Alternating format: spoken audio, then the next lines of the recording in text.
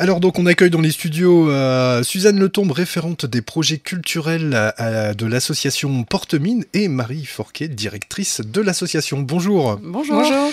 Qui peut me résumer en quelques mots, on va dire, l'association Portemine, ce qu'elle fait et quand est-ce qu'elle a vu le jour ? Alors l'association Portemine a vu le jour en 2016 avec la volonté de participer à la transformation du territoire du bassin minier, puisqu'il y a énormément d'équipements culturels, mais aussi l'arrivée du Louvre qui a vraiment contribué, en tout cas, à être un levier transformateur du territoire.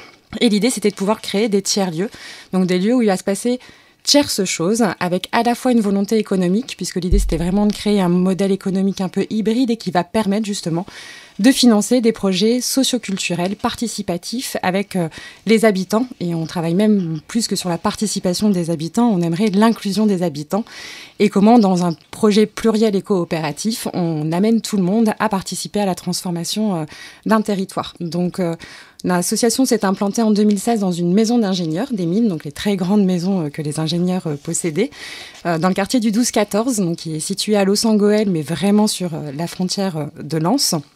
Et donc ce tiers-lieu, on devrait l'ouvrir incessamment sous peu, en tout cas dès qu'on aura les autorisations gouvernementales, puisqu'on a transformé cette maison en café citoyen, restaurant local et un maximum bio, et des chambres d'hôtes et 2 chambres en mode auberge de jeunesse. Donc c'était vraiment une idée de pouvoir accueillir à la fois des touristes, de les convaincre aussi de séjourner sur le territoire, mais aussi vraiment d'aller à la rencontre des habitants. Et autour de cette maison, on a 1500 mètres carrés de jardin collectif.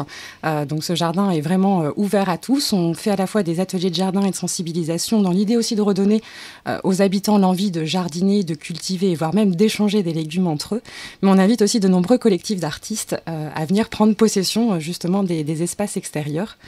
Et puis on invente aussi des projets vraiment en espace public avec cette envie de se dire, voilà, il y a tous ces espaces publics qui existent dans les quartiers, comment on peut se les réapproprier en espace et en lieu commun. Et puis on a un deuxième lieu qui est la Maison des Projets, qui est là située à Lens, au pied du Louvre-Lens, justement, entre le Stade Bollaert et le Louvre-Lens. Et là, on a créé un tiers-lieu collectif, artistique et citoyen. Donc, on est associé au Bouc Café, qui est un bistrot littéro-solidaire qui est sur Breuil-la-Buissière. Et on a monté un grand café citoyen et une restauration aussi maison et locale. On a une salle de résidence d'artistes, mais qui sert aussi normalement de diffusion de spectacles et qui sert aussi normalement à des projets citoyens. On a pu faire des fêtes du troc, voilà, des séminaires. On fait le mois de novembre qui est tourné autour de l'économie sociale et solidaire. On fait des apéros rencontres d'initiatives positives sur le territoire. L'idée, c'est vraiment que ce lieu soit un lieu de médiation justement de toutes ces initiatives et de toutes ces richesses qui existent sur le territoire.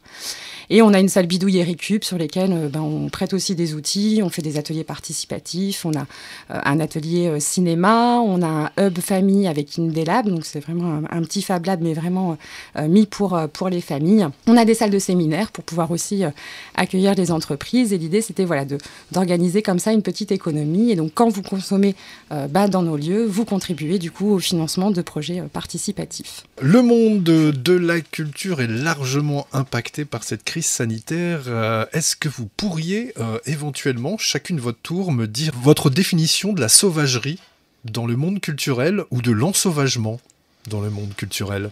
Alors, dans le monde culturel, la sauvagerie, si je parle de manière très actuelle, je parlerai effectivement d'une sauvagerie politique. Peut-être qu'on croit encore que les artistes sont les bouffons du roi. Je ne pense pas. Les artistes ne sont pas juste des fêtards, ce ne sont pas que des babas cool. C'est un monde qui est pluriel, à l'image de la société. Et je pense que la sauvagerie aujourd'hui, c'est de ne pas considérer justement ce monde pluriel, polyvalent, où certaines choses sont possibles pour les uns et ne sont pas possibles pour les autres. Pour moi, c'est vrai qu'on parle souvent d'affichage sauvage quand on colle des affiches dans la rue alors qu'on n'a pas le droit. Et en fait, moi je trouve qu'en ce moment, on est obligé de penser à des alternatives culturelles qui sont sauvages mais autorisées. Mais en même temps, ça peut donner un côté sauvage dans le sens où c'est presque devenu... c'est tellement plus habituel de participer à un événement culturel que maintenant, dès qu'il se passe quelque chose, dès qu'il y a un rassemblement, ça semble interdit en fait. Et du coup, c'est ce côté sauvage là, mais donc une sauvagerie, une sauvagerie légale, quoi. Je sais pas. Je sais pas si c'est la meilleure façon de le formuler, mais une sauvagerie apprivoisée, on voilà, pourrait dire. C'est ça. Ouais. Ouais. Et du coup, est-ce que avec tous ces événements, là, je vous pose la question à vous deux aussi, est-ce que l'ensauvagement de la culture est maintenant nécessaire pour exister en tant que tel? Bah, il faut qu'on trouve un moyen de s'imposer pour continuer à vivre, en fait, continuer à exister, continuer à partager de la culture, à diffuser de la culture, diffuser des spectacles, organiser des moments de rencontre. Et bah, du coup, s'il faut qu'on fasse ça en mode sauvage, bah, on sera bien obligé de le faire pour continuer à exister, quoi. Alors là, pour le coup, c'est moi qui serais plus nuancée. Si on entend par ensauvagement le fait de pouvoir être dans une sauvagerie, c'est pas forcément ce que je rêve de ma société. Moi, j'ai plutôt une envie de cohésion. Du coup, l'ensauvagement, voilà, ce côté sauvage, il y a toujours un peu ce côté agressif. En tout cas, dans ma définition de la sauvagerie, c'est comme ça que je l'ai mis. Donc non, moi, je rêve qu'on se refasse plutôt des câlins, tout ce qui est interdit, des câlins, des bisous, mais qu'on soit justement peut-être moins sur l'ensauvagement, mais peut-être plus sur une action réelle. Enfin, voilà. Ce serait plutôt ça. Pas sans sauvager, mais continuer à révolutionner.